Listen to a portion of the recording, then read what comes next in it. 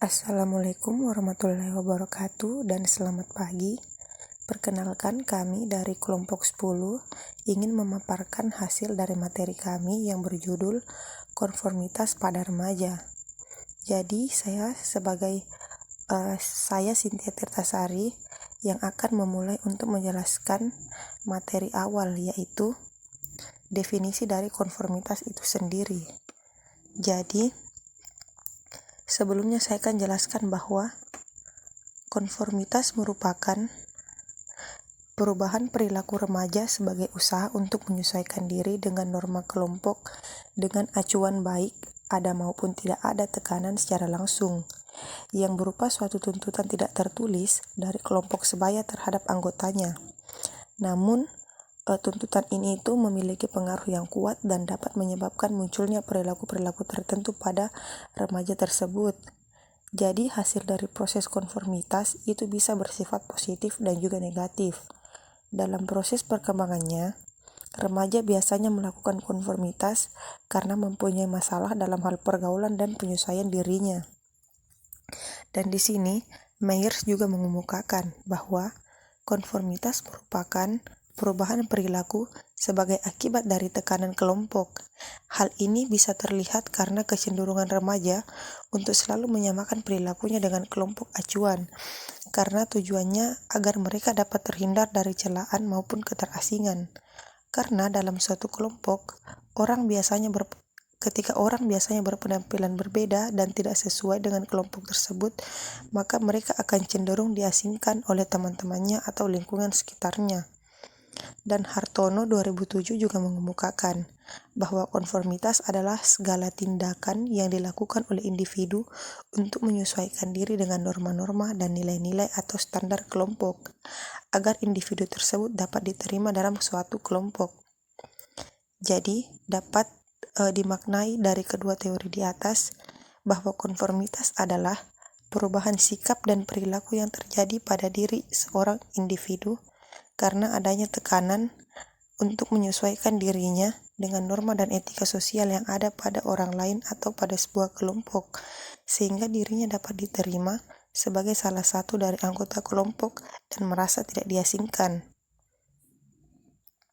Selanjutnya yaitu aspek-aspek yang mempengaruhi konformitas.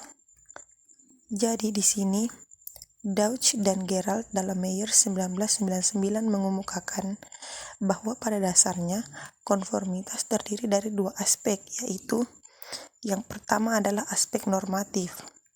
Jadi aspek normatif ini itu adalah aspek yang mendorong individu untuk menyesuaikan diri dengan norma kelompok sebagai keinginan untuk memenuhi harapan kelompok dan mendapatkan penerimaan. Jadi individu merasa tidak nyaman jika berbeda dengan kelompok, sehingga berusaha untuk tetap membina hubungan yang menyenangkan. Aspek kedua yaitu aspek informasional, yaitu aspek yang mendorong individu menyesuaikan diri dengan norma kelompok, sehingga sebagai akibat dari penerimaan bukti-bukti realitas yang ditawarkan oleh kelompok. Jadi, biasanya individu-individu ini memiliki informasi yang kurang jelas terhadap suatu objek atau informasi, tetapi ingin membuktikan kebenaran sehingga menjadi terpengaruh oleh cara penyelesaian yang dilakukan oleh kelompok. Mungkin sekian dari saya. Selanjutnya materi yang akan dibawakan yaitu jenis-jenis konformitas oleh teman saya. Terima kasih. Assalamualaikum warahmatullahi wabarakatuh. Perkenalkan, nama saya Dian Eka Putri, di mana saya akan melanjutkan presentation dari Kak Cynthia Tirtasari. Poin ketiga yaitu pembahasan mengenai jenis-jenis konformitas. Menurut Myers 2012 mengatakan bahwa ada dua jenis konformitas, yaitu pertama compliance dan kedua acceptance. Pertama yaitu compliance atau pemenuhan, di mana pemenuhan dalam konformitas merupakan perilaku seseorang sesuai dengan tekanan kelompok, sementara secara pribadi individu yang bersangkutan tidak menyukai perilaku tersebut. Konformitas pemenuhan ini terjadi untuk diterima dalam suatu kelompok atau untuk menghindari penolakan dari kelompok yang bersangkutan. Contohnya yaitu dalam suatu geng remaja di mana mereka menerapkan aturan berupa merek dan model dari gadget yang mereka gunakan harus sama. Nah, ketika salah satu dari anggota kelompok tersebut tidak menyukai model dari gadget yang telah ditentukan, dia akan tetap menggunakan merek gadget tersebut agar dia tidak menerima penolakan dari anggota lain dari geng tersebut. Kedua yaitu acceptance atau penerimaan. Nah, penerimaan adalah bentuk konformitas di mana perilaku keyakinan seseorang sesuai dengan tekanan sosial yang ada. Dalam kehidupan sehari-hari, manusia tumbuh dan berkembang di dalam lingkungan sosial.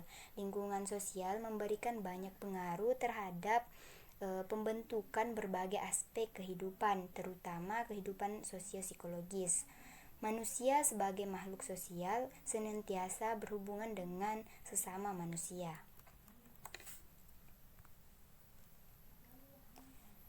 Poin keempat yaitu faktor yang mempengaruhi konformitas.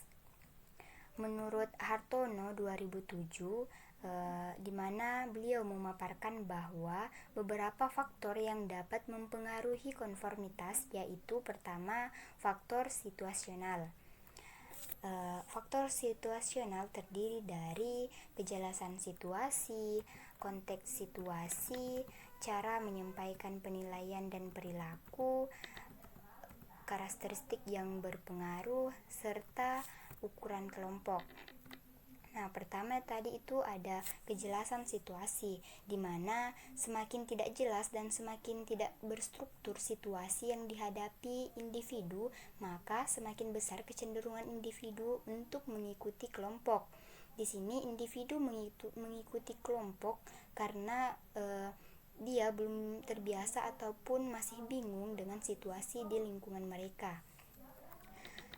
Kedua yaitu konteks situasi, di mana kecenderungan konform akan terjadi lebih besar pada situasi yang mendorong terjadinya konformitas daripada situasi yang mendorong kemandirian, di mana contohnya yaitu pada situasi dalam lingkungan sekolah, di mana di sekolah terdapat beberapa aturan seperti aturan berpakaian, tingkah laku, dan beberapa aturan lainnya. Nah, aturan ini harus dipenuhi oleh siswa yang bersekolah di sekolah tersebut, dan siswa yang melanggar aturan tersebut akan mendapat sebuah hukuman. Nah, aturan dengan punishment ini mendorong siswa untuk melakukan konformitas. Selanjutnya yaitu cara menyampaikan penilaian dan perilaku, di mana umumnya bila individu harus menyatakan responnya secara terbuka, ia cenderung melakukan konform atau mengikuti apa yang dilakukan, apa yang disebutkan oleh anggota kelompok lainnya, daripada jika individu tersebut mengungkap secara rahasia. Ini bisa dikarenakan rasa malu, takut, dan sebagainya. Kemudian karakteristik yang berpengaruh, di mana karakteristik kelompok sangat berpengaruh dalam menentukan perilaku para anggotanya, di mana karakteristik sebuah kelompok nantinya menjadi sebuah norma kelompok yang diikuti oleh anggota kelompok. Yang terakhir adalah ukuran kelompok. Pengaruh norma kelompok pada konformitas anggota-anggotanya bergantung pada ukuran mayoritas anggota kelompok yang menyatakan penilaian, di mana semakin besar ukuran kelompok maka semakin tinggi tingkat konformitasnya. Contohnya, dalam sebuah suatu keputusan, di mana semakin banyak individu yang mendukung keputusan tersebut, maka semakin menjamin individu lainnya akan mendukung keputusan tersebut.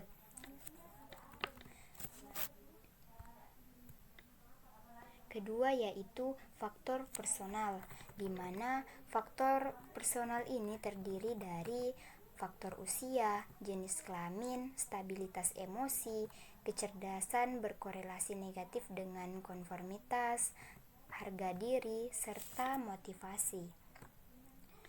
Pertama yaitu usia, di mana semakin tinggi usia anak, semakin mandiri anak dan semakin tinggi bergantung kepada orang tua, sehingga semakin kurang kecenderungan anak untuk konform. Kedua yaitu jenis kelamin. Wanita cenderung untuk melakukan konform daripada pria. Hal ini disebabkan karena latar belakang budaya yang pada umumnya menuntut wanita untuk lebih konform. Namun pada masalah sifatnya yang netral, tingkat konformitas pada pria dan wanita sama. Ketiga yaitu stabilitas emosi, di mana orang yang emosinya kurang stabil akan lebih mudah mengikuti kelompok daripada orang yang emosinya stabil. Keempat yaitu kecerdasan berkorelasi. Kecerdasan berkorelasi negatif dengan konformitas, artinya semakin tinggi tingkat kecerdasan, maka semakin rendah kecenderungan individu ke arah konformitas. Selanjutnya yaitu harga diri. Nah, harga diri ini merupakan persepsi individu yang memiliki taraf harga diri tinggi akan menyukai dirinya dan melihat bahwa dirinya mampu menghadapi lingkungan secara individu. Sedangkan dengan taraf harga diri rendah akan mudah dihinggapi rasa takut, sehingga semakin tinggi harga diri maka semakin berkurang konformitas. Terakhir yaitu motivasi, di mana motivasi yang menghambat perilaku konformitas diantaranya yaitu motivasi berprestasi, motivasi aktualisasi diri, dan motivasi konsep diri yang positif. Sekian dari presentasi materi dari saya. Assalamualaikum warahmatullahi wabarakatuh. Baik, Assalamualaikum warahmatullahi wabarakatuh. Perkenalkan, nama saya Putri Ihlasuluma. Saya akan melanjutkan materi yang dibawakan oleh Saudari Dian Eka Putri, di mana materi yang saya bawakan ialah hubungan konformitas dengan kelompok teman sebaya. Nah, menurut Myers menyatakan bahwa konformitas merupakan perubahan perilaku sebagai akibat dari tekanan kelompok. Terlihat dari kecenderungan remaja untuk selalu menyamakan perilakunya dengan teman kelompok sebagai acuan sehingga dapat terhindar dari celaan maupun keterasingan.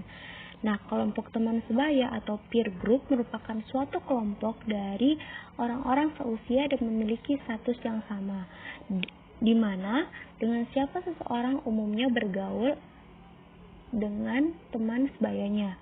Dalam kehidupan seseorang, kelompok yang pertama kali sebagai kelompok rujukannya adalah keluarga. Kenapa? Karena keluarga seperti disebutkan bahwa memberikan ciri-ciri dasar kepribadian yang membentuk seseorang. Seiring berjalannya waktu, faktor sekolah, khususnya guru, menjadi kelompok rujukan berikutnya sebagai peserta didik. Seseorang yang tidak melakukan apa yang dilakukan orang lain dianggap orang luar, bukan anggota atau kasta luar. Bagi anak-anak di bawah atau di atas 10 tahun yang sedang belajar menemukan jalannya, merasakan betapa berkuasanya kelompok teman sebaya. Sebagai akibatnya, menurut Hensley, standar kelompok teman sebaya cenderung mendominasi kehidupan kita. Jika kelompok teman sebaya mendengar lagu dangdut, pop atau klasik, maka hampir tidak dapat dihindari para anggotanya akan mengikuti apa yang digemari oleh kelompoknya. Hal yang sama juga berlaku pada perilaku lainnya seperti gaya busana, rambut, atau perilaku positif lainnya, bahkan juga perilaku negatif yang melanggar norma sosial. Jika kelompok teman sebaya memiliki keinginan masuk ke perguruan tinggi dan berhasrat maju, maka kita pun cenderung akan demikian. Juga sebaliknya, apabila mereka cenderung menyalahgunakan obat-obatan, menipu, dan mencuri, maka kita pun akan cenderung berbuat demikian.